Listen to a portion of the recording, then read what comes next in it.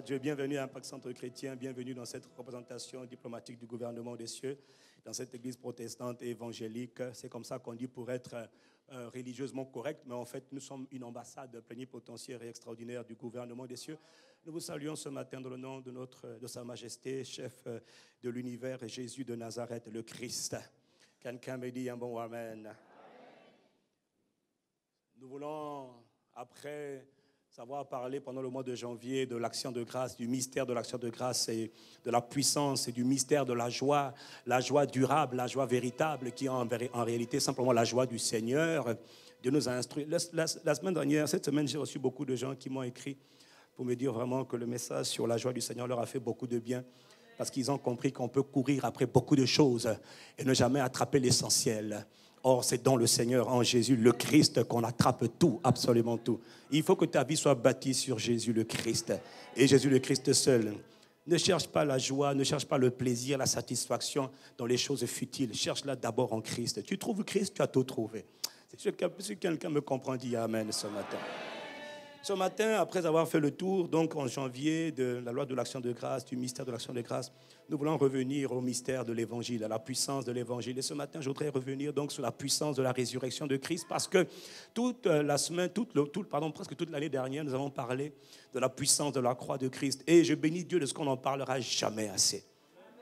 On n'en parlera jamais assez parce que la croix de Christ est la porte d'entrée dans la vie chrétienne. Beaucoup d'entre nous sommes rentrés par les fenêtres, par la toiture, par le sous-sol, mais nous ne sommes pas rentrés par la porte. Voilà pourquoi Dieu, l'année dernière, a pris le temps pour nous instruire sur la puissance de la croix de Christ. Quelqu'un me dit un bon Amen. Quelqu'un me dit un bon Amen. Voilà, nous sommes des ambassadeurs et nous sommes des missionnaires. Et les ambassadeurs que nous sommes en mission diplomatique sur la terre pour étendre le royaume de Dieu. Et les ambassadeurs vont toujours, partout où ils sont envoyés, avec un message, avec un discours. Un ambassadeur ne dit pas n'importe quoi, il doit dire ce que le gouvernement l'a mandaté pour dire. Et quand nous partons, nous devons aller avec un message. Et le message, c'est le message de l'évangile. Dis avec moi, l'évangile. Si nous allons avec un autre message, nous ne serons pas écoutés, nous ne serons pas crédibles, nous ne verrons pas les fruits. Nous devons aller avec un seul message, l'évangile. Béni soit Dieu de ce que l'année dernière, il a pris le temps de nous établir dans le véritable message de l'évangile. Quelqu'un me dit Amen. Juste pour rappeler un peu, nous sommes en train de parler, donc nous rentrons dans la puissance de la résurrection après avoir parlé de la puissance de la croix. Pourquoi avons-nous pris autant de temps pour parler de la puissance de la croix de Christ? Parce qu'il s'agissait de mettre les fondations d'une vie chrétienne solide, affermie, mature et puissante. Il n'y a pas de puissance sans avoir compris la puissance de la croix de Jésus le Christ. Et quand on parle de la croix, on parle du sang de la croix, on parle du sang précieux versé par Jésus de Nazareth. Rappelle-toi mon frère, rappelle-toi ma soeur, la haute trahison de Adam. La haute trahison de Adam avait introduit sur la terre un chaos sans précédent. La haute trahison de Adam avait introduit sur la terre le péché. La Bible dit que par un seul homme, par la faute d'un seul homme, Romains 5, le péché est entré dans le monde. Tous les maux, les calamités, les catastrophes, tout le mal que l'on voit sur la terre aujourd'hui n'est pas la volonté de Dieu, n'est pas la faute de Dieu. Non, Dieu avait donné tout le pouvoir à un homme qu'on appelait Adam. Adam était le chef de l'humanité. Adam était le leader du monde. Adam était le chef de ce monde. Et quand il a donné tout à Adam, Adam s'est laissé séduire par Lucifer, par Satan, et Adam a tout donné à Satan. Ce n'est pas la faute de Dieu. Adam ne comprenait pas les conséquences de ce qu'il faisait, mais il a fait des dégâts terribles. Par sa faute, il a fait rentrer le péché dans ce monde. Et le péché a emmené la mort, c'est-à-dire la séparation avec Dieu. Les hommes étaient séparés de Dieu. Et nous avons vu l'année dernière comment la haute trahison de Adam a attristé profondément le cœur de papa, le cœur de notre Père et de notre Dieu. Dieu est un Père, Dieu est un juge, Dieu est un Père qui a toujours voulu créer une très grande famille. Est-ce que quelqu'un comprend de quoi je parle? Dis Amen. Dieu est un Père plein d'amour, plein d'affection, plein de miséricorde. Vraiment, la religion nous a fait du sale, nous a fait beaucoup de tort en nous dépeignant Dieu comme étant tout sauf un Père. Au point que pour lui parler, il faut passer par des anges, des archanges, des femmes qu'on appelle Marie, multitude de créatures pour nous adresser à Dieu. Alors qu'il est le Père, il a toujours voulu s'adresser à ses enfants, toujours voulu prendre ses enfants dans ses bras, toujours voulu ses enfants dans sa présence. Mais le péché a séparé les hommes de la présence de Dieu. À cause du péché, la barrière a été établie entre les hommes et Dieu. Et quelqu'un devait résoudre le problème de cette séparation entre Dieu et les hommes.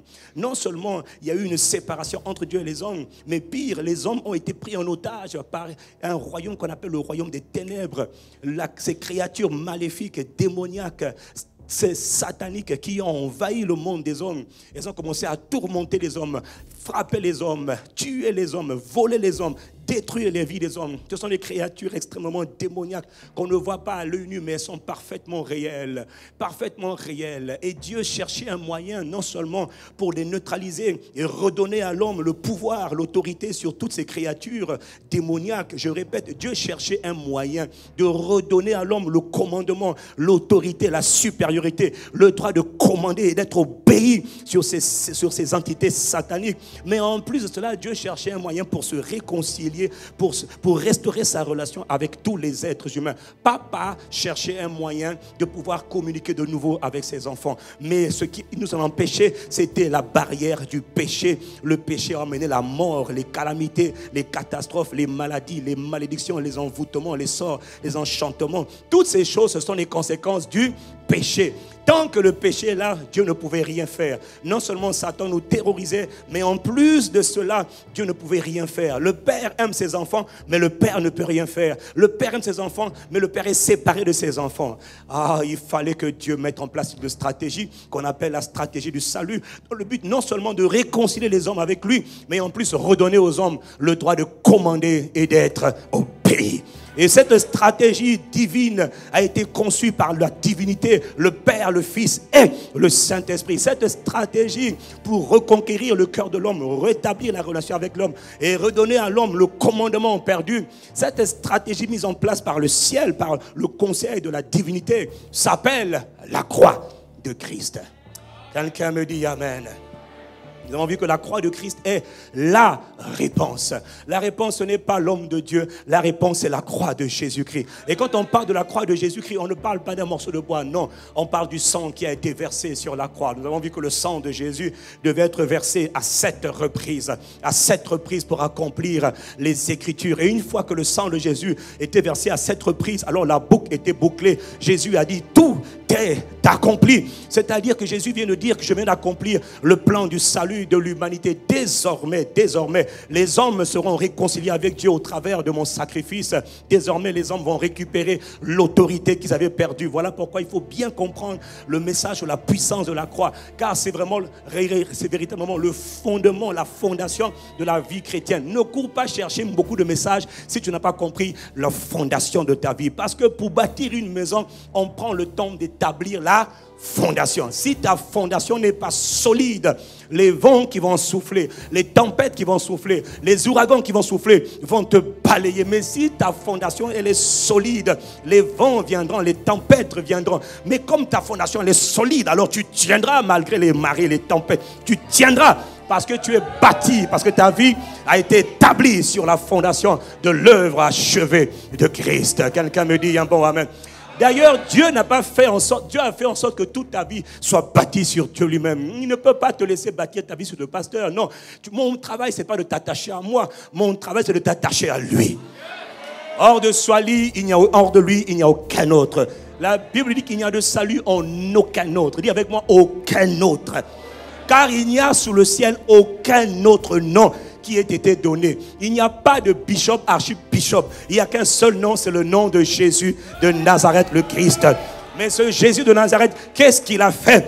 Il a porté mes péchés, il a porté mes souffrances, il a porté les maladies, il a porté tout ce que personne ne pouvait porter. Comment il a porté? En versant son sang sur la croix. Il a pris ma place, j'ai pris la sienne. C'est ce qu'on a vu là. N'oublie jamais, ne sois jamais oublié de l'œuvre que Jésus a accomplie pour toi.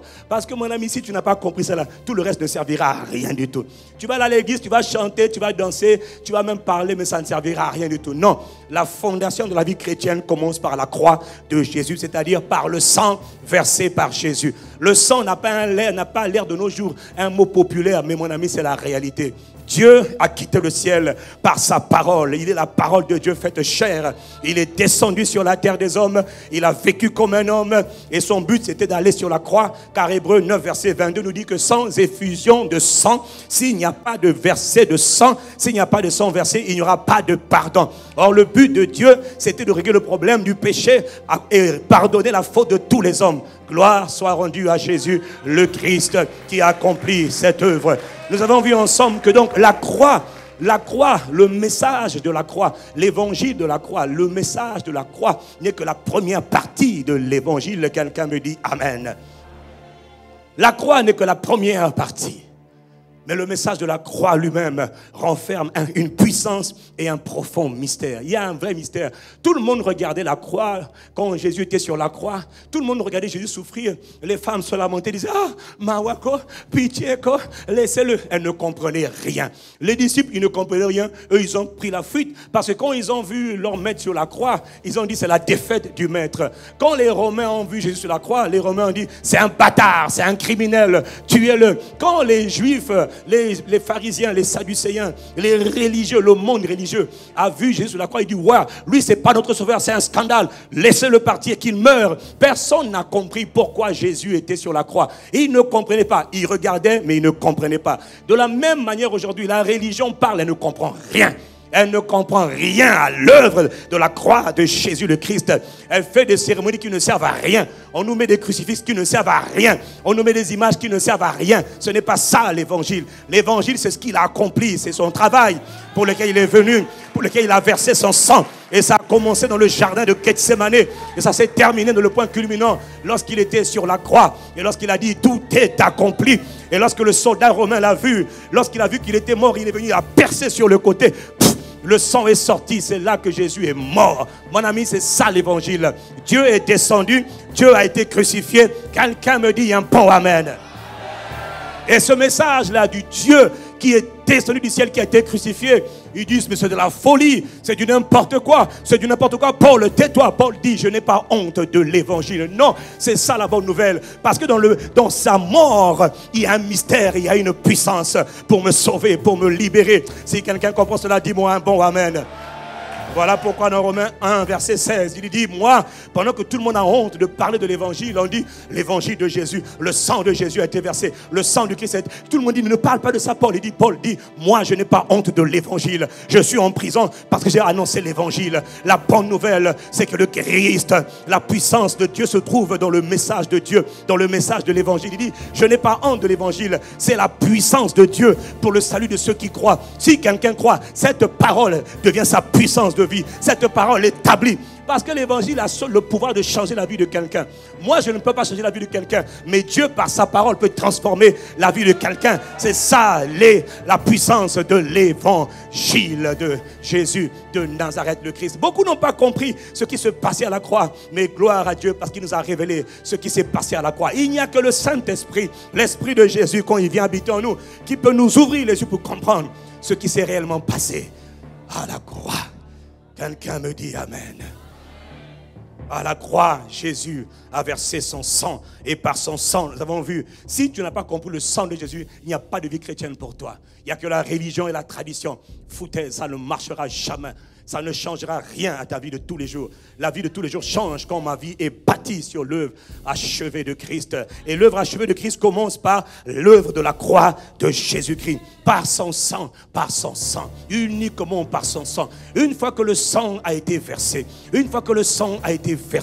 la Bible dit qu'il a regardé, dès que Jésus a rendu, est-ce qu'il a rendu l'âme? Le rideau du temple a été déchiré du haut vers le bas. Ça voulait dire que désormais le mur du péché, la séparation entre papa et ses enfants a été aboli. Maintenant je peux me tenir à tout instant, à tout moment de la journée. Je n'ai même pas besoin d'aller quelque part. Là où je suis, je ferme les yeux ou j'ouvre les yeux. Papa est là par son esprit. Gloire soit rendue à Dieu. Le Dieu saint peut communiquer avec ses enfants maintenant. Le Dieu qui te frappait hier parce que tu étais impur ne peut plus te frapper parce que sa colère a été apaisée. Qu'est-ce qui a apaisé la colère de Dieu? Le sang précieux versé par son Fils sur la croix. Quelqu'un me dit Amen. Et par son sang précieux, désormais nos péchés sont pardonnés. Quel que soit ce que tu as fait, ce que j'ai fait, mes péchés sont pardonnés. Non seulement mes péchés sont pardonnés, mais je suis purifié. Ah, toi tu es trop sale. Non, en Christ, je suis purifié. Quand quelqu'un donne sa vie à Jésus, quand quelqu'un croit en Jésus-Christ, quel que soit le niveau d'impureté que tu avais, mon ami, tu es purifié. Pas par de l'eau de Javel, pas par du savon, mais par le sang précieux de Jésus qui coule depuis la croix du calvaire. Quelqu'un me dit un bon amen ici. Par le sang de Jésus, je suis réconcilié. Par le sang de Jésus, je suis délivré. Par le sang de Jésus, je suis guéri. Par le sang, tout c'est seulement par le sang. Par le sang précieux de Jésus de Nazareth, de Christ. Pas, le pasteur n'a pas le pouvoir de te purifier, mais le sang peut te purifier. Et la bonne nouvelle, c'est que le sang va même pénétrer dans ta conscience. Ce que personne ne voit, dans les profondeurs intimes de ton cœur, dans ce que tu penses, le sang agit là-bas. Dans ce que tu souffres depuis longtemps, le sang agit et il efface ta mémoire des souvenirs douloureux. Et c'est ce qu'il est en train de faire maintenant dans le nom de Jésus-Christ. Donc tu avais été maltraité, tu avais été molesté, tu avais été abusé, tu vis dans la honte, dans la peur. Le sang de Jésus te purifie là et tu n'as plus peur, tu n'as plus honte de quoi que ce soit. D'ailleurs, le sang, quand il vient te purifier, il fait de toi un plus que vainqueur. Oh, quelqu'un me dit un bon amen ici. Le sang de Jésus, Dieu a dit, l'entrée, la vie chrétienne commence par la croix de Jésus-Christ. Il n'y a pas d'autre alternative. On commence par la croix. Mais la croix n'est que la première étape de son travail. Il a quitté le ciel, il est descendu sur la terre pour faire un travail. Il est venu pour faire un travail. Il a dit, mon Père agit, mon Père travaille, moi aussi, je travaille. Mon Père opère, moi aussi, j'opère. Laissez-moi tranquille, on le perturbait. Il dit, mon Père agit, je travaille. Mon Père travaille parce que je... Mais où est ton Père? Le Père est en moi. Le Père est en moi, pas le glorieux Saint-Esprit. Le Saint-Esprit, c'est papa en moi, papa en toi, papa en toi, papa en toi. Je ne comprends pas. C'est un mystère, mon ami. C'est un mystère. C'est le mystère de la divinité. Dieu s'est manifesté en mettant le Père, le Fils et le Saint-Esprit. Béni soit Dieu pour celui qui est venu après que Jésus ait versé son sang. Béni soit Dieu pour le messager, celui qui transporte la présence du Père et de Jésus le Christ. On l'appelle l'Esprit ou encore le Saint-Esprit. Mon ami, il est Dieu en moi, il est Dieu en toi. Il est en chacun de personnes, toutes les âmes qui ont reçu Jésus comme Seigneur et Sauveur. L'Esprit de Jésus, l'Esprit du Père est venu habiter en moi. Et c'est par lui qu'à chaque fois vous nous entendez dire Abba, Abba, Abba. Abba veut dire papa. C'est par l'Esprit que je peux dire bonjour papa, mon papa, je t'aime, je te donne ma vie, je te bénis, je te célèbre. Quand nous parlons par l'Esprit. Sinon nous disons le discours creux, vide de sens et religieux qui ne servent à rien. La religion n'a jamais changé le cœur d'un homme, mais la puissance de l'Esprit touche le cœur des hommes et les transforme. Ah, si ta vie a commencé à changer, donne-moi un bon amen ici. Paul nous rappelle donc le message de l'Évangile. Il nous rappelle le message de l'Évangile dans 1 Corinthiens 15. Il nous dit, je vous rappelle frères et sœurs, je vous rappelle, parce que Satan attaque tellement l'Évangile. Aujourd'hui, encore plus qu'hier, il attaque l'Évangile constamment. Il bombarde, il fait tout pour pas que tu comprennes l'Évangile, c'est-à-dire la bonne nouvelle. Parce que c'est une bonne nouvelle. Mais quelle est cette bonne nouvelle? Je m'en vais à ICC. Non, ce n'est pas la bonne nouvelle. La bonne nouvelle, ce n'est pas que je suis à ICC, je connais le pasteur Castano. Ça, ce n'est pas une bonne nouvelle. Non, ça, ce n'est pas l'Évangile. La bonne nouvelle, ce n'est pas que le pasteur m'a imposé les mains. Non, ce n'est pas la bonne nouvelle. La bonne nouvelle ne parle pas de moi, elle parle de lui. Et de lui seul. Tu as raté une bonne occasion de me dire amen. Trop de systèmes sont centrés sur les hommes, sur les traditions, sur les sociétés secrètes, les sociétés ésotériques, toutes ces choses qui ne servent à rien. La bonne nouvelle, parce qu'il y a une véritable bonne nouvelle. Tout ça, ce n'est pas des bonnes nouvelles. Ça, ce sont des nouvelles, mais ce n'est pas des bonnes nouvelles. Non, ça, c'est des nouvelles provisoires, temporaires. Il y a une nouvelle qui dure à toujours.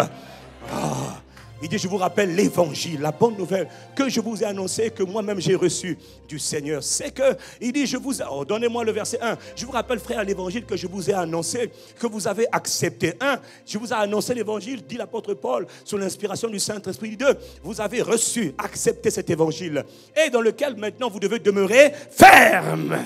Ce n'est pas tout d'entendre l'évangile, il faut tenir ferme. Tout ce que tu entends, Satan va défier ce que tu entends. Il ne veut pas que tu entendes ces choses. Il nous critique tellement parce qu'il sait que quand les gens viennent ici, ils sont changés. Et c'est normal. Ils ne comprennent pas. Même ceux qui critiquaient, les critiqueurs disent maintenant c'est en train de changer. Maintenant on les critique aussi.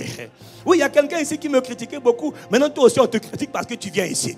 Et comme tu es en train de changer, toi aussi on te critique. Mais t'inquiète pas, ceux qui te critiquent aujourd'hui vont arrêter de te critiquer. Ils seront changés et on va les critiquer aussi à leur tour.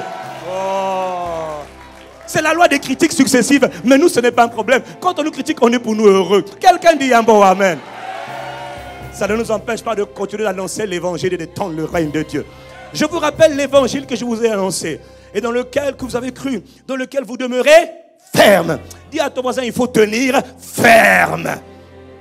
Oui, mais il faut tenir ferme sur quoi? En s'appuyant seulement sur l'évangile.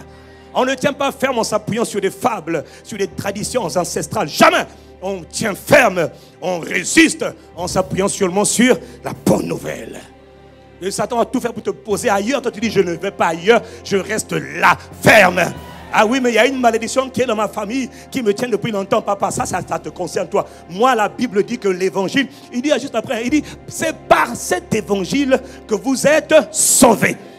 C'est par l'évangile que vous êtes sauvés. Vous n'êtes plus perdus, mais vous êtes sauvés par la bonne nouvelle. L'évangile a un pouvoir, le pouvoir de te sauver, de te libérer, de te guérir, de te détacher de toutes les formes de malédiction, d'enchantement, de sort. C'est-à-dire que quand tu as commencé à croire et que tu dis, moi je crois seulement en ce que Jésus a fait pour moi, je refuse toute autre chose, mon ami, même quand Satan veut t'attaquer, il va commencer à réfléchir à deux fois.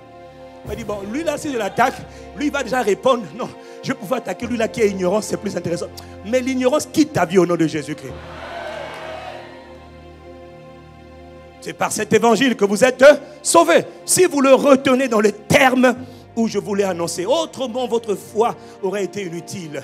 Il y a trop de croyants, supposés croyants, qui ont une foi qui ne sert à rien parce qu'elle n'est pas bâtie sur l'évangile. C'est ça le drame. Je répète. Beaucoup de croyants vont à l'église, ils aiment Dieu, ils aiment Jésus, mais leur foi ne sert à rien. Autrement dit, là où tu as mis ta confiance, là, c'est du sable, c'est du vent, il n'y a rien derrière. Oh, pasteur, moi j'ai une foi catholique, c'est du sable. J'ai une foi protestante, c'est du sable. J'ai une foi musulmane, c'est encore plus du sable. Oh, moi je suis bouddhiste, c'est encore plus du sable. Il n'y a rien dedans, il n'y a rien derrière. Oh, moi je crois dans ma société secrète, c'est du sable. Moi je crois dans tel homme de Dieu, c'est du sable. Tout ça là, ça ne sert à rien. Tu crois, mais ta croyance là ne sert à rien. C'est du néant poursuit devant. C'est de la vanité, ça ne t'aidera pas. D'ailleurs, ça ne t'a jamais aidé. Si je parle à quelqu'un, dit Amen. Il dit, vous croyez en vain. Vous croyez en vain. Mais j'aime le Seigneur. Oui, mais tu ne connais pas le Seigneur. Tu ne connais pas l'évangile. Où est ta foi? Ta foi doit être fondée sur l'évangile. Tes deux pieds doivent être établis sur l'œuvre achevée de Christ. C'est ça le message de l'évangile. Rien d'autre. Si tu mets ta foi en Castanou, tu es perdu. Mais si tu mets ta foi dans le Christ Jésus, tu es sauvé. Si quelqu'un me comprend, donne un bon amen à Jésus. Alors, mais c'est quoi l'évangile? Il te rappelle donc cet évangile. Il dit, je vous ai transmis avant tout le message que moi aussi j'ai reçu du Seigneur. Et le message, c'est l'évangile. Et il te décrit maintenant ce travail. Dis avec moi ce travail. Parce que Jésus est venu accomplir un travail. Il n'est pas venu s'ennuyer dans les bars, dans les discothèques avec les femmes. Il était venu pour faire un travail. Jésus était un homme en mission. Et quoi consiste son travail? Son travail, il est de l'évangile. La première partie du travail. Je vous annonce ce message que j'ai reçu du Seigneur. C'est que Christ, dis avec moi Christ. C'est-à-dire là, il vient de te dire que celui qui est la réponse du Père, celui qui est le Rédempteur, celui qui est le Libérateur, celui qui est le Sauveur, celui que le ciel a envoyé. Ce n'est pas l'agneau du village, non. Pas l'agneau du quartier, non. On l'appelle l'agneau immolé. L'agneau qui vient de Dieu, qui vient du ciel. Le pain qui descend du ciel et qui donne la vie au monde. Il dit Christ, celui par qui tout a été créé. Celui qui est la bouche même de Dieu. Celui par qui tout a été créé dans l'univers. On l'appelle encore la parole de Dieu. Biloba Yanzambe. La parole de Dieu, elle a été faite homme. Il parle de ce Rédempteur, ce Sauveur. Il dit Christ est mort pour nos péchés. Là, il t'a tout dit. Ça veut dire Christ a réglé le problème du péché à la racine. Et il a déraciné l'arbre du péché. Et il a enlevé toutes les conséquences du péché.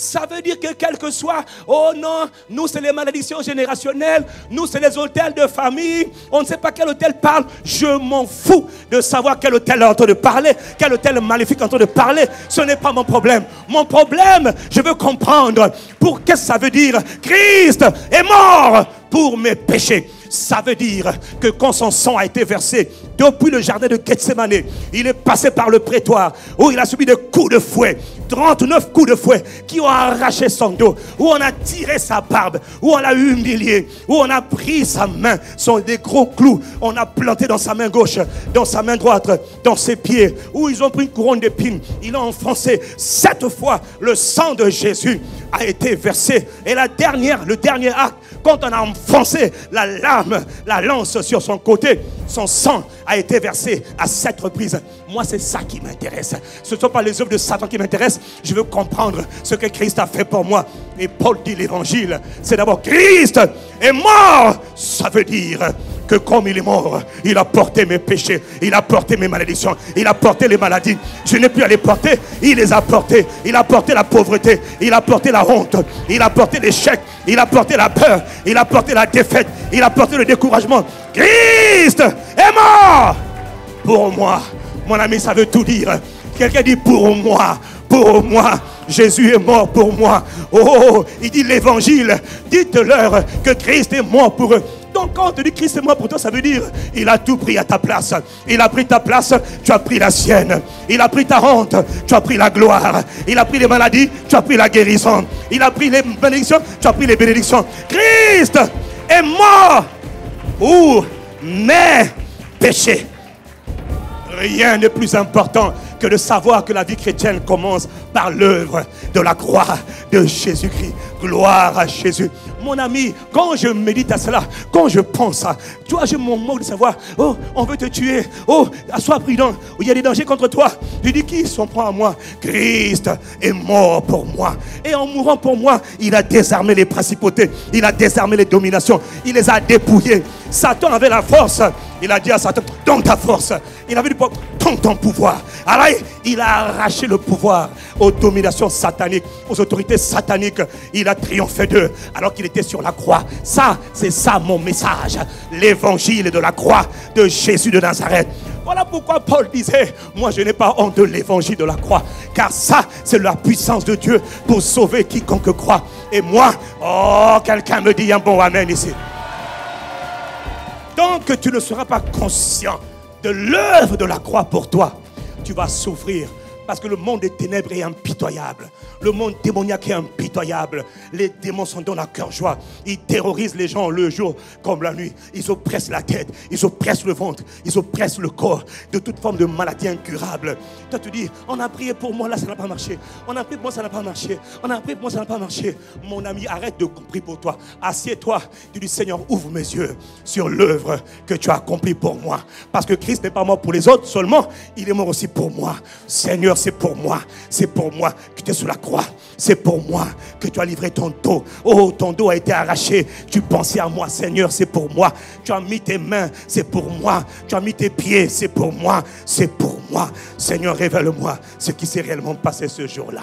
Si quelqu'un me dit, me suis, dis-moi amen. C'est ça. Mon ami, on peut s'arrêter là, on peut rester là. Christ est mort pour mes péchés. Mon gars. Il n'y a aucune malédiction, enchantement, envoûtement, oppression démoniaque qui peut tenir contre toi quand tu t'assieds et tu dis ça, je tiendrai ferme sur ce que Jésus a fait pour moi. On va voir ce qu'on va voir. Quelqu'un me dit un bon amen. Une des choses que j'admire dans l'œuvre de la croix de Christ, c'est qu'elle m'a délivré de l'esprit de peur, m'a délivré de la peur. Je ne sais pas c'est quoi avoir peur. Je suis étranger à la peur. Je ne sais pas. Quand je pense qu'il a donné son dos, lui qui était le triomphateur, lui qui était le grand vainqueur, il a livré son dos. On a frappé. Il m'a dit, je livre mon dos pour que toi, tu n'aies plus jamais à livrer ton dos à tes ennemis. Et toi, tu veux que moi encore j'ai peur. Mon ami, l'esprit de peur te quitte maintenant au nom de Jésus. Ah, je commande que la puissance de l'esprit de peur qui agit contre toi, d'ailleurs, quel que soit le type de peur, soit libéré maintenant. J'ai dit maintenant. Tu vois, l'évangile il dit vous devez le croire et tenir ferme. Nous sommes trop gentils avec l'ennemi. Vous savez, quelqu'un disait la dernière fois que nous sommes dans un monde où nous ne pouvons plus nous permettre d'être légers vis-à-vis de l'ennemi. Non, l'ennemi a besoin de voir des gens qui sont audacieux vis-à-vis de lui. Il a besoin de voir des gens qui sont conscients de ce que Christ a fait. On t'a tellement parlé de ce que Satan a fait, de ce que les démons ont fait, de ce que la famille a fait, que tu es conscient de ce que Satan a fait et tu trembles. Arrête ça, va chercher à comprendre ce que Christ a fait pour toi. Qu'est-ce qu'il a fait? Christ est mort. C'est Dieu qui a été sur une croix, mort pour toi. Et toi, tu blagues avec ça. Et toi, tu te dis, c'est pas suffisant. Quoi? C'est pas suffisant? Dieu est descendu du ciel. Il s'est fait homme. Et il a souffert dans une agonie extrême. Tout ça pour toi. Et tu dis, c'est pas suffisant. Tu cherches quoi? Cherche Christ. Comprends ce qu'il a fait. Approprie-toi ce qu'il a fait. Et tiens ferme devant toutes les formes d'adversité. Si quelqu'un comprend de quoi je parle, dis Amen. L'œuvre de la croix de Christ. Quelle œuvre merveilleuse. Gloire à Jésus le Christ. Je te célèbre, je te bénis, je te loue, je t'exalte, mon triomphateur, vaillant héros, puissant guerrier, vaillant conquérant, merveilleux adieu de Dieu. Béni soit ton nom, reçois la gloire, reçois la louange pour ton œuvre magnifique, ton œuvre merveilleuse que tu as accomplie sur la croix pour moi, parce que Christ est mort pour mes péchés. Abara et Sazandaba. Il a porté mes péchés. Il a pris mes péchés. Il a pris les conséquences de mes péchés. Gloire soit rendue à Jésus le Messie. Si quelqu'un est d'accord avec cela, fais entendre un vibrant Amen en son nom. Jésus le Christ. Cette fois, et Paul le dit, ça, ce n'était que la première partie du travail. Il y a une deuxième partie du travail. Je vous ai annoncé ce que j'ai reçu comme message. 1. Christ est mort. 2. Christ a été enseveli. Waouh, là tu t'arrêtes. Il y a un mystère, il y a un secret, il y a une puissance dans l'ensevelissement de Jésus.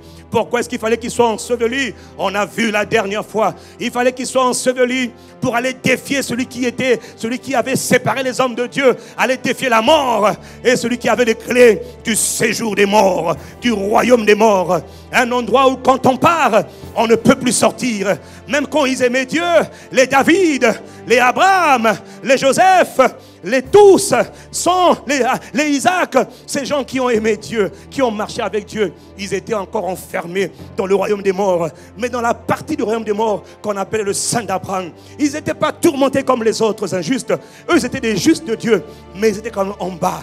Papa voulait avoir ses enfants avec lui.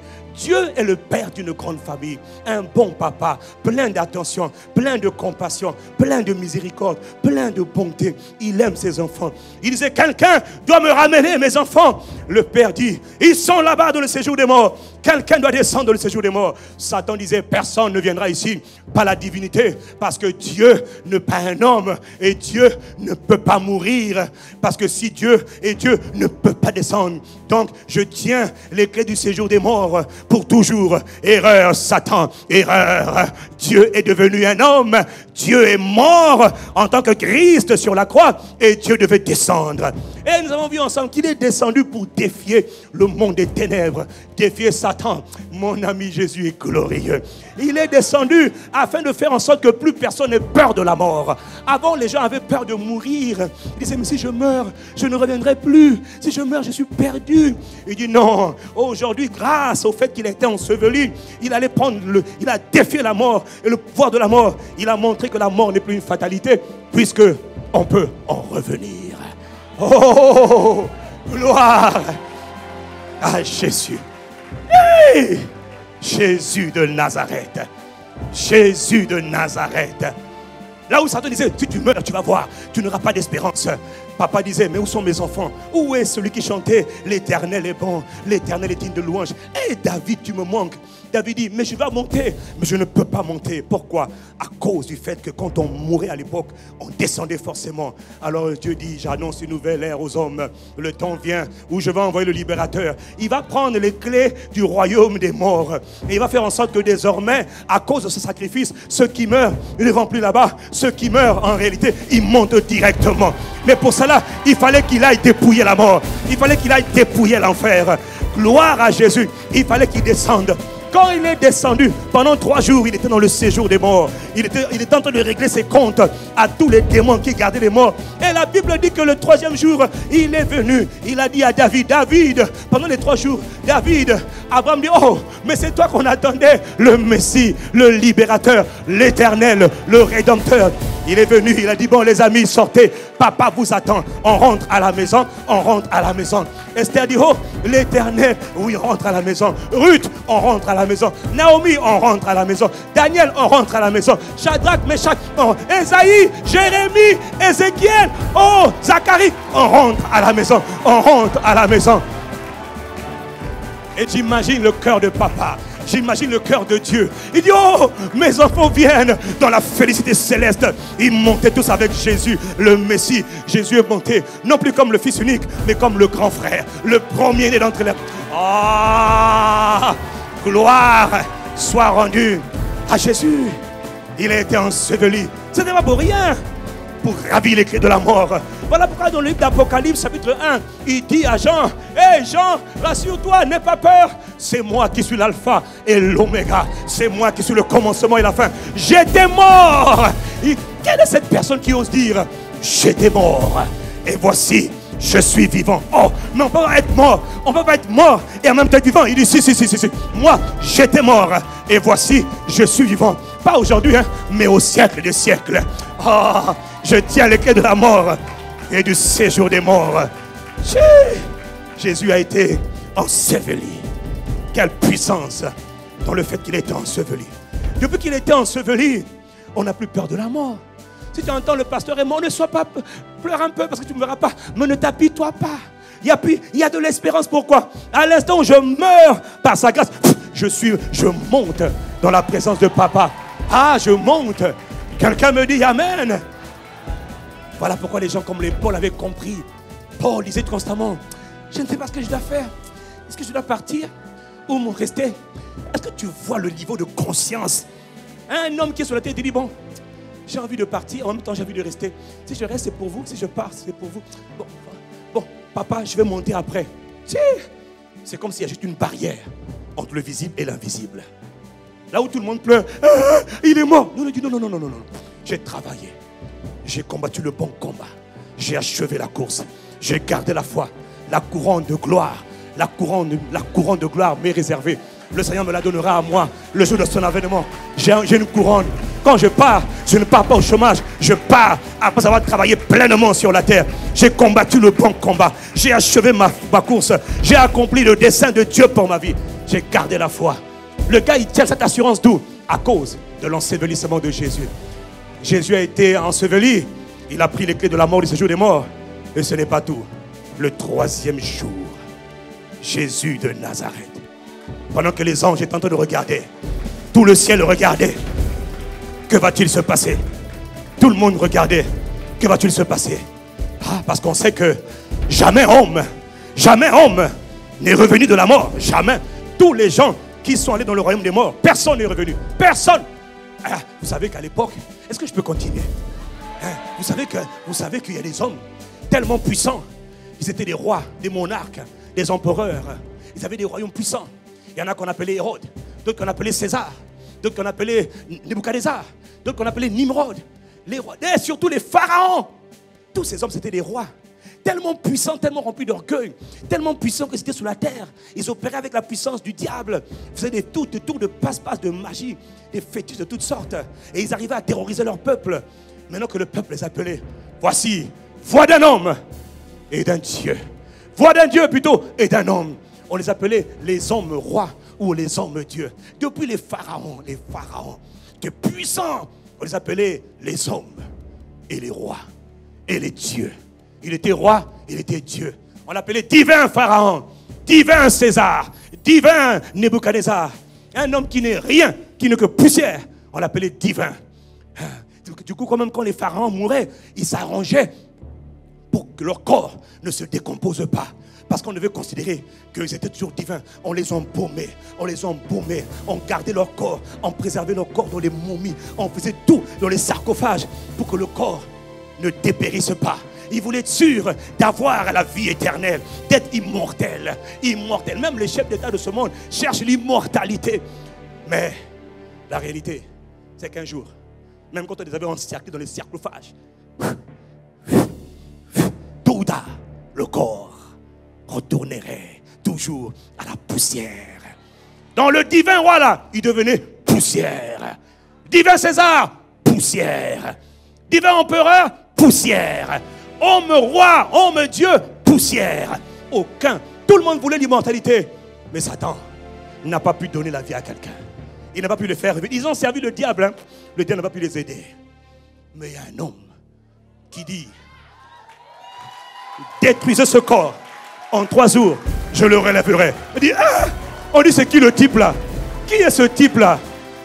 Il dit: moi, je suis la résurrection et la vie. Celui qui croit en moi ne mourra pas.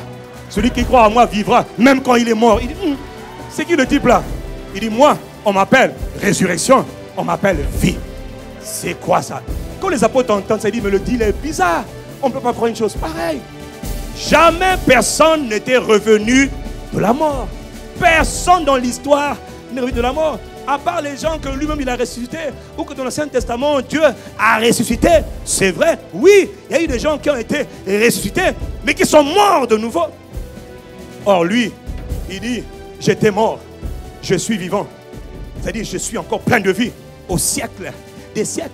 Dans lui, la résurrection dont on parle, ce n'est pas la même résurrection que les autres. Les Lazars sont revenus à la vie et ils sont morts de nouveau. Et ils sont allés dans le séjour des morts. Parce que Christ n'était pas encore ressuscité. Mais lui, il dit: détruisez ce corps, je remonte moi-même. Et donc, pendant le premier jour, le ciel regardait. C'était un secret entre lui, le Père et le Saint-Esprit. Les anges n'y comprenaient rien. Les anges n'avaient pas la révélation de ce que Papa avait mis en place avec son Fils et avec son Esprit, le glorieux Saint-Esprit. Le conseil de la divinité s'est réuni. Ils ont conçu leurs choses. Les anges ne comprenaient pas ce que Dieu était en train de faire. Voilà pourquoi ils étaient choqués. Quand ils ont vu leur maître sur la croix, ils étaient choqués. Ils voulaient intervenir. Le Père dit: non, c'est une affaire entre mon Fils et moi. Il doit porter le péché du monde. Il doit sauver tous les hommes. Car j'aime les hommes. Et c'est lui qui a choisi de porter. Il doit porter la charge pour sauver tous les hommes. Oh, alors ce jour-là, mon frère, ce jour-là, ma soeur, dimanche matin, on se demandait: le type là, il avait dit qu'il allait revenir. Est-ce possible? Non, non, non, non. Personne ne peut revenir. En plus, tu sais, la particularité de lui, c'est que lui, il dit quelque chose. Autant les divins rois là, eux, ils disaient et puis ils ne pouvaient pas faire. Ils redevenaient poussière. Mais autant lui, quand il dit quelque chose, lui là, il est bizarre. On l'appelle la parole de Dieu. Celui qui a dit aux autres là, vous savez, Abraham a vu mon jour et il s'est réjoui. Il a dit: oh, toi tu as 33 ans, tu parles d'Abraham. Il dit: avant qu'Abraham ne fût. Il n'a pas dit j'étais. Hein. Je me conjugue toujours au présent. Je suis toujours là. Avant qu'Abraham ne fût, je suis. Il dit: ah, donc toi, tu es plus âgé qu'Abraham. Je suis. Ça veut dire, je suis l'Éternel. D'éternité en éternité, je suis. Hein? Et donc, tu vois, ce n'est pas tout de dire je vais revenir. Lui dit je vais revenir. Tout le monde dit: le type là, il faut faire attention. Le dimanche matin, le premier jour de la semaine, et la Bible dit: un ange descendu du ciel, il ôta la pierre et la puissance du Saint-Esprit. Mon ami, c'est bon l'évangile. Parce qu'on se demandait, parce que tu vois, à la croix, il n'y a que la mort. Nous sommes morts et il est mort. À l'ensevelissement, tout le monde regarde. Qu'est-ce qui va se passer? Il faut attendre le 3e jour. Et quand le 3e jour arrive, à l'aurore, le 3e jour arrive, un ange descend, il roule la pierre. Et avant cela, la Bible dit que le glorieux Saint-Esprit. J'avoue que j'aime le Saint-Esprit. Ah! Ah! S'il y a quelqu'un qui aime le Saint-Esprit, dis-moi Amen ici. Là. Il a été négligé par nous, Église. Mais Jésus ne le négligeait pas. Il est méconnu par la plupart des églises qui pensent faire beaucoup de choses sans lui. Mais nous l'avons honoré. Il nous a appris à l'honorer. Le majestueux, le magnifique, le glorieux Saint-Esprit. On l'appelle l'Esprit de Dieu. Il précède du Père. Il vient du Père. Le glorieux Saint-Esprit. Non, non. Permettez-moi de dire, Il est redoutable. Il est puissant. Dans le corps de Jésus qui était inanimé, alors que le corps de Jésus, le Messie, était là dans la tombe. Il était là dans la tombe qui avait été faite par Joseph d'Arimathée. Le corps était inanimé. Mon ami, quand ton vie ne marche pas, quand rien ne marche, ce n'est pas un problème. Il faut l'intervention du glorieux Saint-Esprit. Quand il n'y a rien qui marche, ne sois pas inquiet. Invoque l'intervention de l'Esprit de Jésus. Ah, il est le coordonnateur de l'activité céleste sur la terre. Le matin du 3e jour, le Père dit à son esprit, pars. L'Esprit descend comme une colombe, dans la douceur qu'on le connaît, mais dans la puissance redoutable, il vient. Il frappe le corps de Jésus. Jésus de Nazareth, il recommence à tenir, à se mouvoir. Oh, Jésus de Nazareth. Les amis, ce que tout le monde attendait, ce que j'imagine la joie dans le ciel. Quand l'Esprit est venu le ramener de la mort, il s'est réveillé de la mort. Et la Bible dit qu'il a plié ses vêtements, il les a pliés. Il n'est pas sorti dans le désordre. Il a plié les vêtements, il a laissé sur le côté pour dire, comme quoi il dit, tout est sous contrôle. Je laisse la robe, je laisse tout ce qu'on m'a donné et je sors. Il fallait qu'il sorte. L'ange est venu rouler la pierre. Il dit, le Maître est là. Gloire à Jésus de Nazareth, le ressuscité. Oh, le ressuscité. Il est sorti. Il est sorti. Jésus de Nazareth est sorti de la tombe. Mon ami, l'histoire n'est pas terminée. Parce qu'on dit que Jésus est sorti du tombeau. Le 3e jour. Oh, quelle bonne nouvelle. Quelle bonne nouvelle. Et c'est quand il est sorti du tombeau. Quand il est sorti du tombeau. Ah, non, les amis. Non seulement il est mort. Mais attention. Pourquoi il fallait qu'il sorte? Parce que s'il ne sort pas du tombeau, ça veut dire que le sacrifice qu'il a fait n'a pas été agréé par le Père. S'il ne sort pas, ça veut dire que le sacrifice qu'il va accomplir n'a pas été approuvé. Les hommes font des choses, mais le Père doit approuver. Le Père doit mettre le cachet. S'il sort du tombeau, ça veut dire que la boucle, elle est bouclée. Il a quitté le ciel, il est descendu encore plus bas, et il est remonté, et il va remonter. La question c'est, est-ce qu'il va ressusciter? S'il ressuscite, alors ça veut dire que notre foi doit être bâtie sur son œuvre. Dis avec moi, son œuvre, son travail. Rien d'autre que son travail. Jésus de Nazareth. Wow! Ah, je dois vous avouer que j'ai un grand faible pour lui. Mon cœur est attaché, mon cœur est passionné de ce Jésus de Nazareth, le Messie, le plus beau de tous les fils de l'homme, le prince des rois de la terre, l'alpha et l'oméga, le commencement et la fin, l'étoile brillante du matin. Oh Jésus de Nazareth, oh le Messie. Si quelqu'un est d'accord avec moi, fais-moi entendre un vibrant amen. Jésus de Nazareth. Et il fut un temps où les Corinthiens ont commencé à douter en disant, oui, mais la résurrection n'existe pas. Parce que Satan a tout fait pour étouffer la résurrection.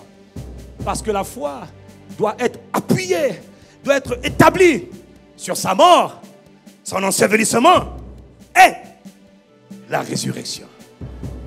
S'il n'est pas ressuscité, alors ce qu'il a fait n'a pas été approuvé. Si quelqu'un me suit, dit Amen. Et comme Satan attaque toujours la parole de Dieu, dans le temps des livres, dans le temps des Corinthiens, ils sont venus dire, la résurrection des morts n'existe pas. On ne peut pas ressusciter des morts. C'est impossible. Je les comprends. Pourquoi? Parce que c'était jamais fait dans l'histoire de l'humanité. Jamais un homme n'a dit, je vais partir et je vais revenir. Non, non. Lui, il a fait. Il est la parole de Dieu. Il est la puissance de Dieu. Quelqu'un dit Amen. Alors vous remarquerez, pourquoi est-ce qu'il était, je vais dire rapidement pourquoi est-ce qu'il fallait qu'il ressuscite, puis je vais terminer le message.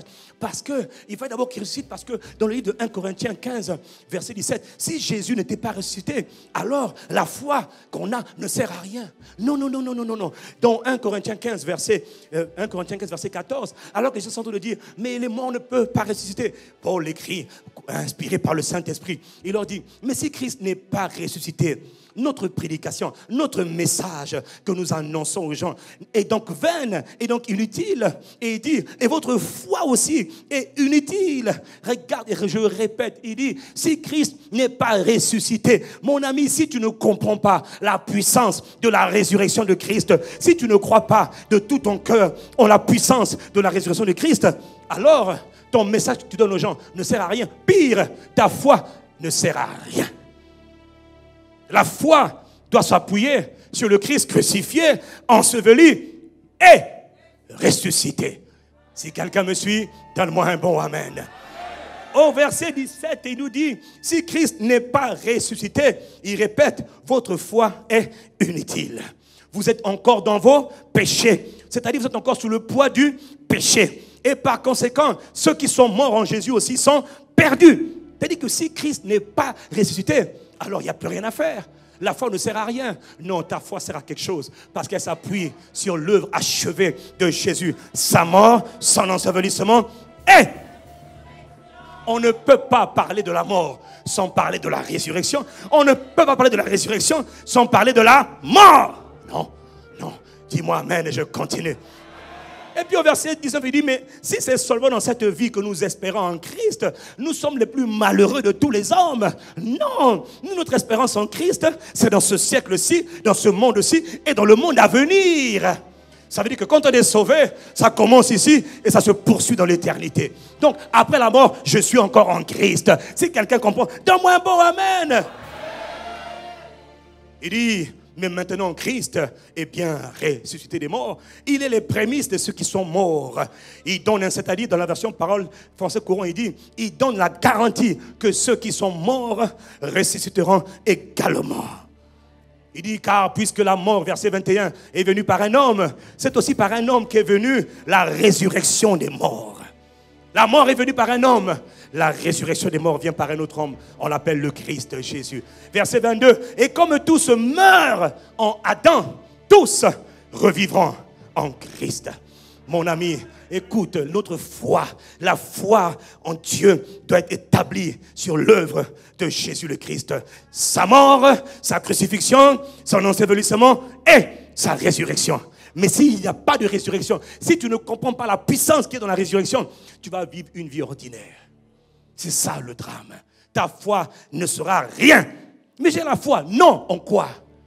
La Bible dit, on va le voir après, les apôtres rendraient témoignage de la résurrection de Jésus-Christ. Quelqu'un me dit un bon amen. Ce que le monde a besoin de savoir, c'est que notre Sauveur, il n'est pas mort, il est vivant.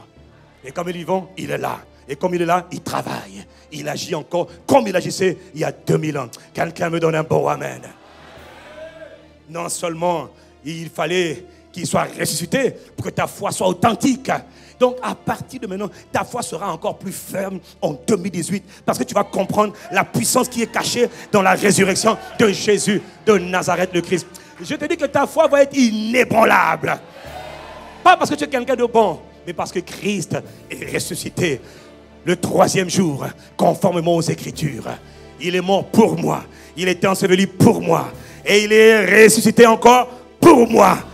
Ah, mon ami, ça veut dire que ma vie est sur le point d'être transformée davantage. Quelqu'un me dit un bon amen. Il était indispensable que Jésus soit ressuscité. Il fallait qu'il ressuscite. Et on va voir un autre aspect important. Pourquoi il fallait qu'il ressuscite? Parce qu'à la résurrection, il donne la vie éternelle. Si Jésus ne ressuscite pas, à la croix, c'est la mort. À la croix, il n'y a rien. Mais si Jésus ne revient pas, les amis, il n'y a pas la vie. Or, Dieu avait un projet. C'était de donner, pas seulement de sauver les hommes, mais de déposer dans les hommes sa vie à lui. Oh, mon frère, ça c'est la plus belle nouvelle. Non seulement, mais quelqu'un me dit amen. Dans Jean 3, regarde le verset 14. Il est écrit dans Jean 3, verset 14. Jésus dit, il dit, et comme Moïse éleva le serpent dans le désert, il faut de même que le Fils de l'homme soit élevé. Arrête-toi là, laisse l'écran. Il dit, comme Moïse éleva le serpent dans le désert, il faut que le Fils de l'homme soit élevé. Rappelle-toi, Nombre chapitre 31. Va dans Nombre 31, verset, je crois, 9. Rappelle-toi l'histoire. Le peuple d'Israël avait été mordu par les serpents. Ils avaient tellement murmuré contre Dieu. Dieu était en colère. Nombre 21, pas 31, 21. 21. Il faut connaître la Bible 21. Alléluia, gloire à Dieu. Et il m'a embrouillé, miséricorde. Et le peuple a murmuré, ils ont été mordus par des serpents.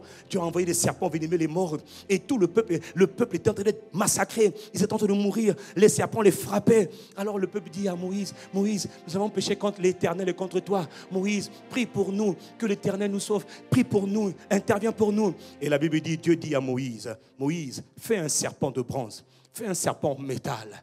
Place-le sur une perche, sur le haut d'une perche. Place-le sur le haut de la perche et demande à tout le peuple de regarder le serpent. Regarde le serpent. Et il dit, quand ils regarderont le serpent, ils vont vivre. Regardez, Dieu dit à Moïse, on est en train de mourir. Il dit, prends un serpent de bronze, des reins, mets-le sur une perche, un bois, et qu'on regarde seulement ce serpent. C'est tout. Parfois, les instructions de Dieu ne sont pas compréhensibles, mais le succès, c'est tout dans l'obéissance. Parce qu'à l'époque, ça ne voulait rien dire. On est en train de nous mordre, on est en train de perdre la vie. Et toi, tu nous dis de regarder un serpent. Moïse, tu es fou. Non, Dieu a annoncé une chose à venir. Pourquoi le serpent? Parce que le serpent, c'est le symbole du péché. Le serpent, c'est le symbole du péché et du diable. D'abord, le péché. Et Jésus dit, regarde, deux choses. Et pourquoi le serpent des reins? Pourquoi les reins? Parce que les reins dans la Bible, c'est le symbole du jugement. De la même manière que l'or, c'est le symbole de la divinité, les reins, le bronze, c'est le symbole du jugement. Autrement dit, Jésus est en train de dire, il va se passer quelque chose. Ce que Moïse avait fait, il avait élevé un serpent sur un morceau de bois. Et il avait dit, quiconque regardera ce serpent ne sera pas guéri. Non, parce qu'on peut être guéri et puis mourir. Non, quiconque regardait à ce serpent conservait la vie. Quiconque regardait ce serpent, restait en vie. Il avait la vie, il conservait la vie. De la même manière, le temps est venu. Il dit, Dieu il dit, le Fils de l'homme sera élevé. De la même manière que Moïse éleva le serpent dans le désert et que le serpent c'est le symbole du péché, de la même manière le Fils de l'homme sera élevé. Autrement dit, le temps va venir où moi aussi je vais être élevé comme le symbole du péché. Je vais porter le péché de toute l'humanité et je serai frappé comme Moïse, comme le serpent est mort. Moi je vais être frappé comme le serpent a été condamné. Je serai condamné. Mais le but de cette condamnation de moi, c'est que quiconque croit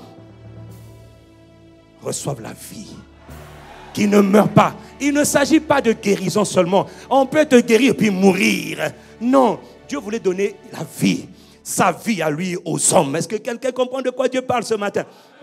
Il dit, car Dieu a tellement aimé le monde, il a tellement aimé les hommes, qu'il a donné, qu'il a offert, qu'il a sacrifié son Fils unique, afin que quiconque croit dans le Fils, quiconque met sa foi dans le Fils, quiconque met son appui dans le Fils, quiconque met son espérance dans le Fils. Qui est le Fils? Votre Sauveur, votre Libérateur, votre Délivreur, votre espoir, votre espérance, votre cerise, votre gâteau, votre paix, votre joie. Qui est le Christ? Votre Créateur. Qui est le Christ? Votre Rédempteur, votre Délivreur. C'est lui qui est la réponse à tous vos problèmes, car Dieu a tellement aimé le monde qu'il a donné son Fils, afin que quiconque croit dans le Fils ne périsse pas, ne soit pas perdu. Parce que ce n'est pas une question de vivre seulement sur la terre, c'est une question de connaître, de ne pas aller dans ce qu'on appelle la perdition éternelle. Il y a une vie après la mort, il y a une vie qui dépasse la vie qu'on a aujourd'hui. Dieu veut que cette vie, que tu ne sois pas perdu pour l'éternité. Dieu veut que tous les hommes soient sauvés, c'est-à-dire qu'ils ne soient pas perdus. Tu peux vivre ta vie aujourd'hui ou bien être perdu pour toujours. C'est-à-dire quand tu meurs, tu vas dans le royaume des morts. Non, il ne veut pas que tu ailles dans le royaume des morts. Il n'y a pas d'espoir de retour. Il veut que quand tu meurs, tu montes directement. Donc il a annoncé deux choses. Premièrement, ceux qui croient en Jésus sont sauvés. Dis Amen ici. Et deuxièmement, ceux qui croient en Jésus reçoivent la vie de Dieu. Et ça, c'est toute une affaire. Tu sais pourquoi nous avons changé? Parce que Dieu est venu habiter en nous. Nous avons reçu la vie divine. Quiconque n'a pas la vie de Dieu n'est pas enfant de Dieu. Quiconque n'a pas la vie de Dieu n'est pas enfant de Dieu. Il peut être religieux, il peut être fréquentateur d'église, mais il n'est pas sauvé, il n'est pas enfant de Dieu. Dieu voulait sauver, Dieu voulait donner sa vie. Quelqu'un me dit Amen. Quelqu'un me dit Amen. Et ça, c'est un des mystères de la puissance de la résurrection qu'on verra bientôt. Mais la bonne nouvelle, pourquoi est-ce qu'il devait revenir de la mort? Mon ami, écoute bien. En revenant de la mort, S'il revient de la mort, ça veut dire que le Père a apprécié l'œuvre que son Fils a accomplie. Ça veut dire que le Père a approuvé le sacrifice de son Fils. N'oublie pas, Jésus était déjà né divin. Il était déjà enfant de Dieu quand il est né. Mais Jésus le Christ n'avait pas encore accompli le travail. Il n'avait jamais connu le péché. Il n'était jamais devenu péché. Il n'a pas connu la mort physique et surtout la mort spirituelle. Jamais été séparé de son Père. Imagine, le Père et sa parole n'ont jamais été séparés. La parole va descendre. Elle va devenir chair. Elle va venir sur la terre. Elle va endurer les plus grosses souffrances, les plus grandes atrocités, les plus grandes agonies. La parole de Dieu. Dieu regarde son Fils qu'il aime tellement, mais il le sacrifie pour toi. Et toi, tu dis, Dieu ne m'aime pas. Mon ami, Dieu t'aime tellement. Oh, Dieu ne m'aime pas. Il t'aime tellement. Je n'ai pas dit que Dieu t'aime. Je dis que Dieu t'aime tellement. Il a tellement aimé toi. Quand on dit le monde, ce n'est pas les autres. Il parle de toi. Il a tellement aimé les hommes. Dis avec moi, il s'agit de moi. Et tu dois le croire. L'évangile, il faut croire. On t'a rejeté, lui, il ne te rejette jamais. On t'a refusé, lui, il ne te refuse jamais. Quelqu'un me dit Amen. Il faut croire. Le Fils, il va passer par toutes les agonies possibles. Il va verser son sang à 7 reprises. Jésus va être humilié. Jésus va être dégradé. On le gifle, regardez, le spectacle est ridicule. On le gifle, on crache sur son visage. On le bat comme un condamné à mort. On le traite comme un criminel. Il donne son dos. On arrache son dos avec les lanières des Romains. Il déchire son dos par 37 coups. Il se moque de lui. Il insulte, il injurie, il le calomnie, il le critique. Et lui ne dit rien. Et lui n'ouvre pas la bouche. Il supporte l'agonie. On le traîne, on le prend. On prend une couronne d'épines, on met sur sa tête. On l'enfonce. Il ne dit rien. Il ne fait que subir comme un anneau qu'on emmène à l'abattoir. Il est défiguré. Il est méconnaissable. Les gens le voient et disent, oh, qui est cet homme? Il est votre sauveur. Il est votre libérateur. Il est votre délivreur. Il est la réponse de Dieu à tous vos cris. Vous avez tellement crié à Dieu. Dieu a entendu et Dieu a envoyé sa réponse. Sa réponse, c'est son Messie. C'est son sauveur. C'est son Fils unique. Le Fils ne dit rien. On le prend, on l'emmène, maintenant on le traîne. Comme si c'était un morceau de viande, on le traîne. On le fouette, on le fouette. Il est blessé, il est à l'agonie, il est souffrant. Il est tellement faible que Joseph, que l'on appelle Simon de Cyrène, vient l'aider à porter sa croix. Il est en train d'aller sur le point culminant de son œuvre, de la première partie du travail. Jésus est en train de travailler. Jésus est en train de travailler. Il n'est pas en train de perdre son temps, il est en train de travailler. Et on l'emmène, on le pose sur la croix. Il est fatigué par tous les coups qu'il a reçus. Il aurait dû mourir, mais il ne peut pas mourir. Il doit tenir jusqu'à la fin. On prend sa main gauche, des grands clous, le sang sort, le travail est fait. La main droite, le sang sort. On prend l'épée, le sang sort. Et là, on le perche sur la croix. De 9h jusqu'à 15h, Jésus est sur la croix. Il est nu. Il est nu, exposé aux yeux de tout le monde. Les Romains, les Juifs, les Grecs et tout le peuple. Tout le monde le regarde. Tout le monde dit, Mawa, pauvre type. Descends maintenant, on va voir. On l'injurie. Il est sur la croix. Il est humilié. Un homme ne peut pas être plus humilié que lorsqu'il est crucifié aux yeux de tout le monde. Tout le monde fuit. Tout le monde l'a fui. Les femmes qui étaient là se lamentaient. Elles pleuraient. Il est là. Jésus de Nazareth, le Sauveur. Mon ami, c'est Dieu qui est sur cette croix. Dieu était en Christ, réconciliant le monde avec lui-même. Pour te dire la gravité de l'œuvre, le ciel s'est fermé. La Bible dit, pendant 3 heures, il n'y a plus de lumière. La lumière du monde s'était éteinte. Plus de lumière. L'obscurité totale sur la terre. Il n'était que 15 heures, entre midi et 15 heures. Le noir tombe comme s'il était 21 heures. La lumière s'est éteinte. Et même le soldat romain, l'officier qui était là, dit, mais ce type-là, il n'était pas normal. Ce n'est pas un homme comme nous. Tremblement de terre partout. Les rochers se fondirent. Il y a des spectacles terribles qui se passaient au moment où Jésus était sur la croix. Et puis à la dernière heure, il dit, Père, je remets mon esprit entre tes mains. Et là, la Bible dit qu'il expira. Et quand il a expiré, le ciel était silencieux. Le ciel. Et avant d'expirer, il était triste parce que son père et lui s'étaient séparés. Celui qui n'avait jamais été séparé du Père, maintenant s'était séparé de son Père. Est-ce que quelqu'un comprend de quoi nous parlons ce matin? Il est venu sur la terre pour résoudre le plus gros problème qui était dans le cœur de son Père. Réconcilier les hommes avec le Père. Il est le médiateur Il est l'intercesseur. Il est le facilitateur. Il est le libérateur. Il n'y a de salut en aucun autre. Il n'y a pas de médiatrice. Ça n'a jamais existé. Ça n'existera jamais. Il n'y a pas de médiatrice. Il n'y a qu'un médiateur. C'est-à-dire quelqu'un qui prend le cœur de père et le cœur des hommes. Il dit soyez réconciliés. C'est lui qu'on appelle Jésus de Nazareth, le Christ. Il a fait ce que personne n'était capable de faire. Il n'est pas comparable à un ange ni à un archange. Satan a voulu comparer Jésus aux archanges Gabriel, Michael. Non, il est incomparable. Il est le Créateur. Personne n'existe en dehors de lui. Il est celui qui soutient toutes choses par sa parole. Si quelqu'un me suit, dis-moi un bon amen. Et ce Jésus de Nazareth. Ce que je suis en train de vous dire est expliqué dans Philippiens 2 au verset 5. Ayez en vous le sentiment qui était en Jésus-Christ. Tu vois, il a fait tout ça. Il s'est dépouillé, il s'est abaissé, il s'est humilié. Et tout cela, frère, il y a des choses qui ont été dites. Continue. Il y a des choses qui ont été parlées. Il y a des décrets qui ont été pris dans le ciel après son œuvre. Après qu'il soit ressuscité, il y a des choses qui ont été dites. La Bible dit à son sujet, lequel existait en parlant de Jésus, existait en forme de Dieu, n'a pas regardé son égalité avec Dieu comme une proie à arracher, mais il s'est dépouillé lui-même. Il a pris lui-même une forme de serviteur. Il est devenu semblable aux hommes lui-même. Il a paru comme un simple homme. Il s'est humilié lui-même. Il s'est rendu obéissant jusqu'à la mort. Pire, le pire, c'est pas la mort, c'est la mort de la croix. Humiliation. Quel déshonneur. Quel déshonneur. Dieu humilié par les hommes qu'il a créés. Dieu humilié, injurié, dégradé. Voilà pourquoi l'évangile, quand les Romains ils ont entendu ça, ils ont dit mais ça c'est la foutaise. Quand les Grecs, les intellectuels ont dit mais ça c'est du n'importe quoi. Un Dieu qui est humilié par les hommes, jamais. Zeus ne peut pas être humilié. Si Dieu a été humilié et il a choisi de le faire lui-même par obéissance à son Père, le Dieu saint, le Dieu pur, qui va réconcilier les hommes avec le Créateur. Qui va redonner au papa la joie de l'amour qu'il avait pour ses enfants, la réconciliation. Et il a dit, me voici papa, c'est moi qui vais accomplir le travail. Mon ami, même dans le monde des vivants, lorsque quelqu'un veut faire un gros travail, une grosse performance, un gros effort, il a fait un travail merveilleux. Et la Bible dit, après qu'il soit rendu au péché jusqu'à la mort, c'est pourquoi Dieu, j'ai envie de dire avant de dire la suite du verset, Dieu l'a magnifiquement décoré. C'est ça. C'est une décoration divine. Personne n'a reçu ce qu'il a reçu comme privilège. Mais ça a été dit à sa résurrection.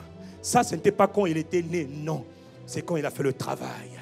Le Père a vu, le Père a dit, mon fils, par ton sacrifice que tu as enduré jusqu'à la fin, maintenant tous les hommes peuvent être sauvés.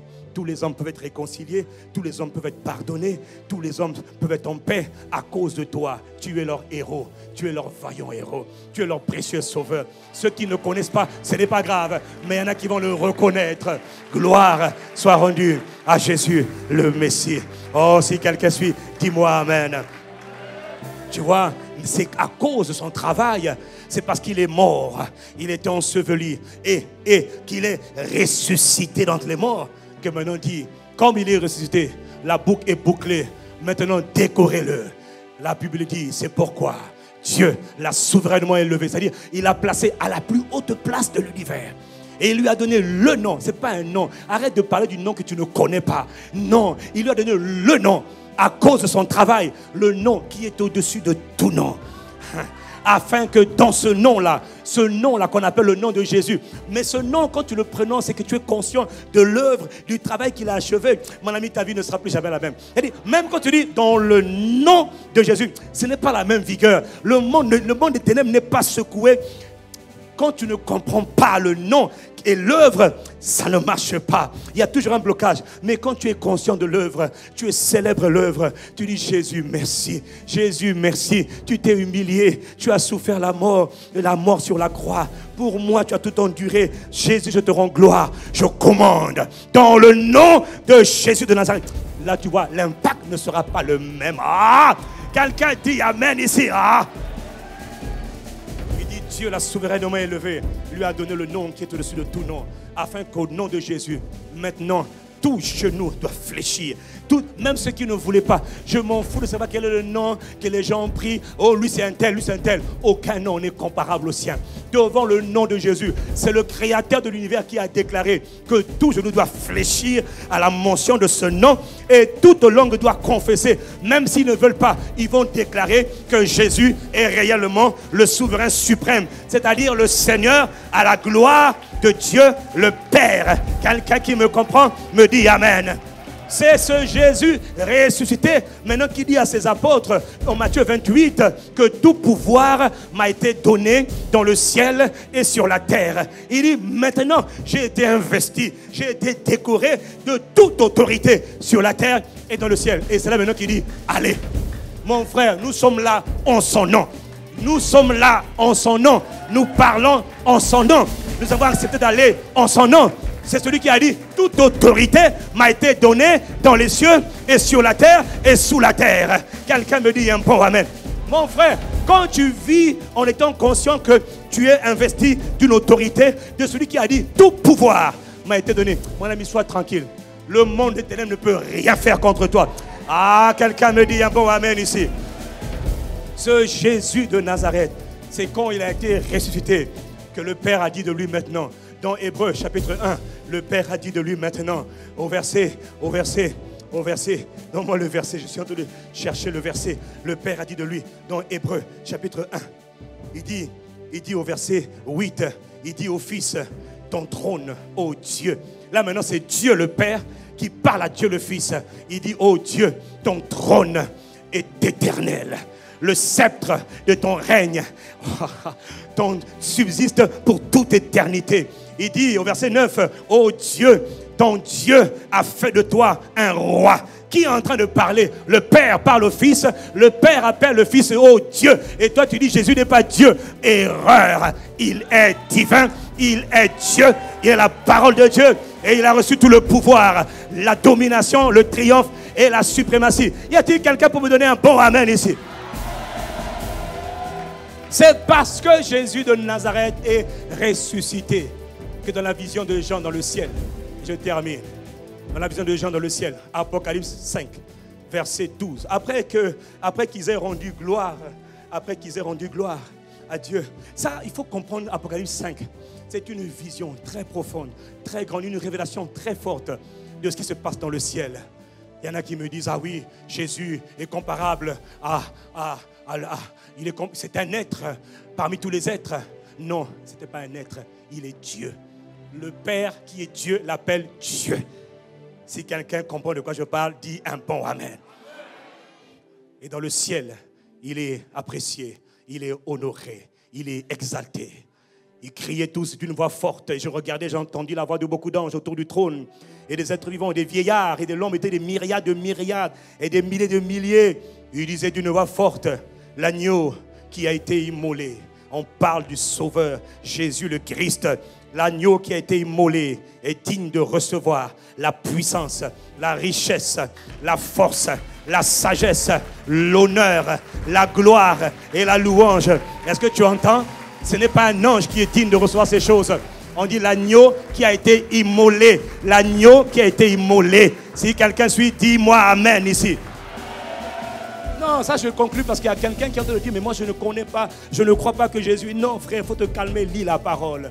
L'agneau de Dieu. Et au verset 13, il est écrit, toutes les créatures qui sont dans le ciel, sur la terre et sous la terre, sur la mer et tout ce qui s'y trouve, je les entendis qui disaient, à celui qui est assis sur le trône, en parlant du Père, et à l'agneau, en parlant du Christ, soit la louange, l'honneur, la gloire, la force, pas aujourd'hui, au siècle des siècles. Jésus de Nazareth. Mais à quel moment ce pouvoir, cette grâce lui a été accordée de siéger à côté du Père lorsqu'il est revenu triomphant du tombeau, triomphant du royaume des morts, lorsqu'il a bouclé la boucle, lorsque son travail était terminé. Alors l'évangile, c'est Jésus-Christ crucifié, enseveli et ressuscité. Et dans les trois, il y a un mystère, il y a de la puissance qui se dégage quand on comprend l'œuvre de la croix, l'œuvre de l'ensevelissement et l'œuvre de la résurrection. Sa résurrection marque une nouvelle ère. D'ailleurs, même ceux qui ne l'aimaient pas, même ceux qui ont dit, ah non, pas lui, on ne croit pas en lui, tout le monde subit sa loi. Parce que, mon ami, il y a une vie avant la croix, il y a une vie plutôt avant la mort et la résurrection de Jésus, et il y a une vie après. Nous sommes en 2018, pourquoi? Parce que le calendrier des hommes a été changé de manière radicale il y a environ 2000 ans. Même ceux qui étaient ses adversaires, il a imposé son silence, il a imposé sa règle. Donc aujourd'hui, nous sommes en 2018 à peu près, parce qu'il y a environ 2000 ans que Jésus de Nazareth a été crucifié et le troisième jour a été ressuscité d'entre les morts. Sans résurrection, introduit sur la terre une nouvelle ère, une nouvelle époque, une nouvelle saison. Si quelqu'un comprend ça, dis un bon amen. Tu ne peux pas vivre et tu ne vas pas vivre comme les époques d'avant. Quand tu comprends ce que la résurrection de Jésus emmène sur la terre, ta vie va changer. Cette année, ta vie changera. De manière merveilleuse, ça va changer. Pourquoi? Parce que ton niveau de compréhension de l'œuvre, le travail qu'il est venu accomplir, va radicalement changer. Mon ami, tu es sur le point d'entrer dans une nouvelle saison de gloire. Et cette semaine de jeûne et de prière, alors que tu vas venir avec un cœur disposé, un cœur assoiffé, je te dis ce matin, Dieu va te rencontrer. Dieu va te rencontrer. Quelqu'un va rencontrer Dieu cette semaine. Quelqu'un va rencontrer celui qui a triomphé cette semaine. Et il me l'a dit hier, il va rencontrer plusieurs cette semaine. Ah, quelqu'un me dit amen ici. Pour te confirmer qu'il est celui qui est digne de louange, d'honneur, de puissance, de gloire, de louange, d'adoration. Car la tombe est vide. Jésus est ressuscité. Et sa résurrection emmène son lot de mystères et de triomphes surnaturels. Une nouvelle ère. Il est le commencement de la nouvelle création. Il est la réponse de Dieu à tous les problèmes. Y a-t-il quelqu'un pour l'acclamer? Jésus de Nazareth, le Christ. Seigneur, merci. Tu nous fais comprendre la profondeur et la puissance de l'œuvre que tu as accomplie. Seigneur, merci. Tu illumines les yeux de nos cœurs sur l'œuvre que tu as accomplie. À partir de maintenant, ce mois de février, tu illumines les yeux de nos cœurs sur l'œuvre, le mystère et la puissance de la résurrection de Jésus le Christ. Seigneur, merci. Tu nous fais comprendre tes voies, oh combien insondables et merveilleuses. Seigneur, merci. Je suis en train de rendre grâce parce que je sais qu'il va ouvrir les yeux de plusieurs. Il va nous rendre capables de vivre l'extraordinaire divin. Une nouvelle ère a commencé, un nouveau départ, un nouveau commencement à la résurrection de Jésus de Nazareth d'entre les morts. C'est un nouveau commencement, un nouveau départ pour la vie de quelqu'un qui entend le son de ma voix. La résurrection de Jésus marque un nouveau départ, commencement d'une nouvelle ère, d'une nouvelle vie de joie, de paix, d'épanouissement à cause de la résurrection de Jésus. Un nouveau départ, un nouveau commencement, une nouvelle histoire, un nouveau témoignage enviable à cause de l'œuvre de la résurrection de Jésus le Christ. Est-ce que tu es en train de lui donner gloire? Parce que celui qui est mort, c'est le même qui est ressuscité d'entre les morts. Et sa résurrection amène une nouvelle ère dans ta vie, dans ma vie. Gloire à Jésus de Nazareth, le Christ. Seigneur, nous te remercions et nous te bénissons pour l'œuvre si merveilleuse que tu as accomplie pour nous. Il n'y a aucun mot, aucune phrase qui peut suffire à dire notre gratitude. Mais je voudrais dire, Seigneur, ce matin, merci. Gloire te soit rendue. Parce que, alors que tu annonces la puissance de la résurrection de Christ, je loue ton nom de ce que la puissance de la résurrection de Christ, elle est établie dans la vie de quelqu'un qui a la foi dans ton œuvre ce matin. Je déclare dans le nom de Jésus par mandat divin que l'œuvre de la résurrection de Christ est fortement établie dans la vie de mon frère qui entend et ma soeur qui entend le son de ma voix.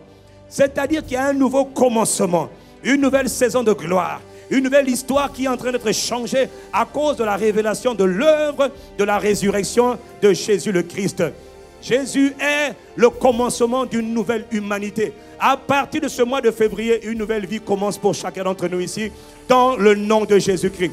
Une nouvelle vie de gloire, de triomphe, de puissance, d'éclat, de splendeur, de grandeur, à cause de la résurrection de Jésus de Nazareth, le Christ.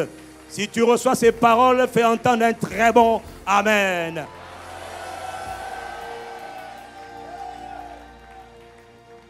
Avant de rendre le micro, je voudrais vous asseoir quelques instants. Je ne peux pas rendre le micro à cause de ce qu'il a accompli pour nous. Il a tellement aimé les hommes qu'il a donné sa vie pour toi. Alors je voudrais, alors que l'heure est passée, donner l'opportunité à toi qui entends le son de ma voix. Jésus est là. Jésus est le Sauveur. Il est le Messie. C'est par son sang qui t'a sauvé. C'est pour toi et pour moi qu'il était en train de souffrir sur cette croix. Alors, mon frère, est-ce qu'il y a quelqu'un ce matin? Tu as entendu ce message? Il a dit que Dieu a tellement aimé les hommes qu'il a donné son Fils afin que personne ne se perde, afin que tu ne sois pas perdu, mais que tu sois sauvé, et que tu reçoives la vie éternelle. Il ne veut pas que les hommes périssent, il veut que tous les hommes parviennent à la connaissance de la vérité. Voilà pourquoi je lance cet appel. Si tu es là, tu es à l'extérieur, dans les salles annexes, ou ici, ou tu es en train de suivre sur Internet, ou à la télévision, ou à la radio, qu'importe. Dieu te donne l'opportunité de naître de nouveau maintenant, d'être sauvé maintenant. Car il est réservé à tout homme de mourir une fois. Après, c'est le jugement. Si tu n'es pas encore sauvé, si tu n'as pas encore reçu Jésus comme Seigneur et Sauveur, c'est maintenant que Dieu te donne l'opportunité de recevoir le salut. Alors, mes amis, inclinons la tête là où nous sommes, pendant quelques instants, je lance un appel avant de rendre le micro. Est-ce que tu es là? Tu es sauvé. Si tu es sauvé, alors ne lève pas la main. Il y a aussi quelqu'un qui est là. Tu étais sauvé hier et tu avais rétrogradé. Tu étais reparti dans le monde. Dieu te demande de revenir à lui maintenant. C'est pour toi que Jésus a souffert. C'est pour toi que Jésus a enduré toutes ces choses. Mon ami, il est ton sauveur. Et la plus grande de toutes les décisions que tu puisses prendre, je dis bien la plus importante et la plus grande, c'est d'être né de nouveau, c'est d'être sauvé. Je n'ai pas le pouvoir de te convaincre, mais j'ai le devoir de te lancer cet appel. Veux-tu être né de nouveau?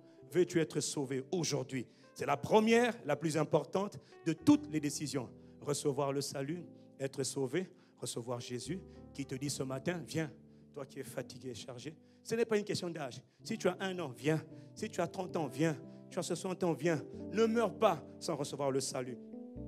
Alors y a-t-il quelqu'un qui veut donner sa vie à Jésus, qui veut recevoir Jésus, comme nous l'avons fait il y a des années de cela, et nous avons été changés par sa grâce? Lève ta main là où tu te trouves, et pendant que tu lèves ta main, nous toute la famille ICC, nous voulons célébrer Dieu, parce que le Père est content quand une seule âme se repent.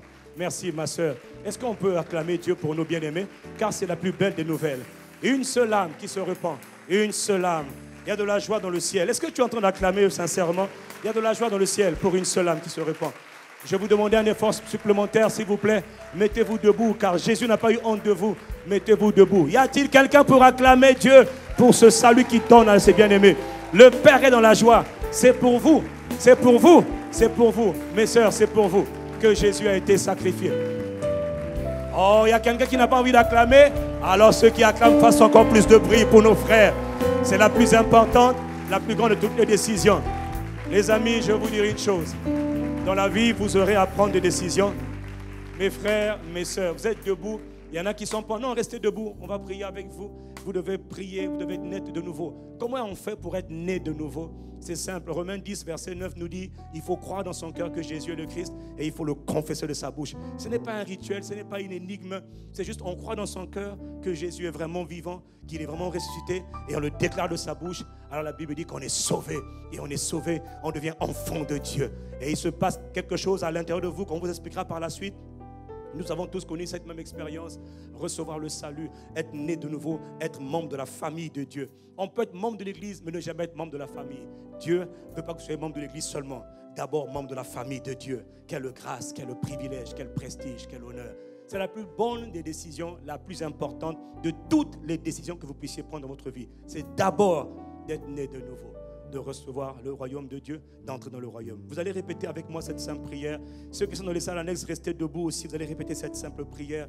Et nous allons, nous tous, famille ICC, répéter avec vous. Seigneur Jésus-Christ, je crois que tu es le Fils de Dieu. Je crois que tu es mort pour moi.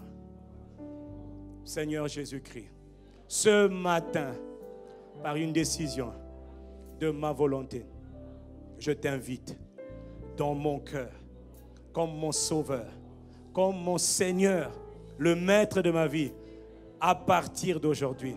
Je crois que tu es ressuscité pour me donner une vie nouvelle.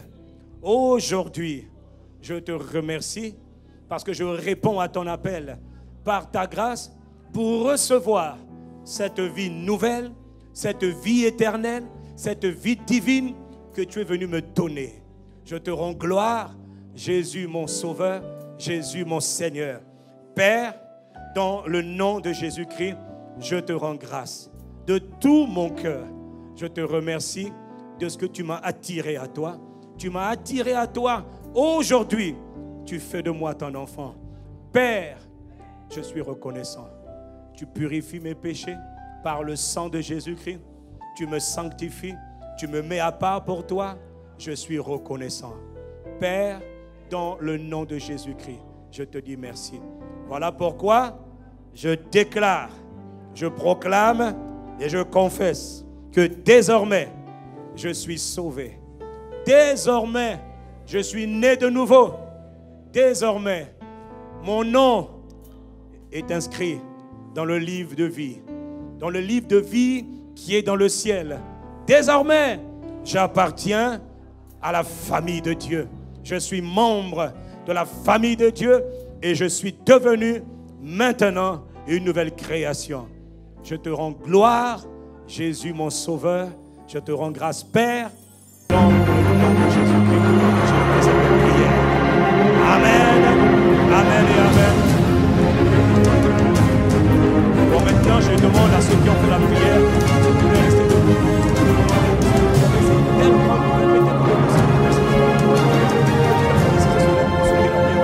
Dans le royaume des cieux. Ils sont à côté de vous, saluez-les. Dites-leur bienvenue dans le royaume des cieux.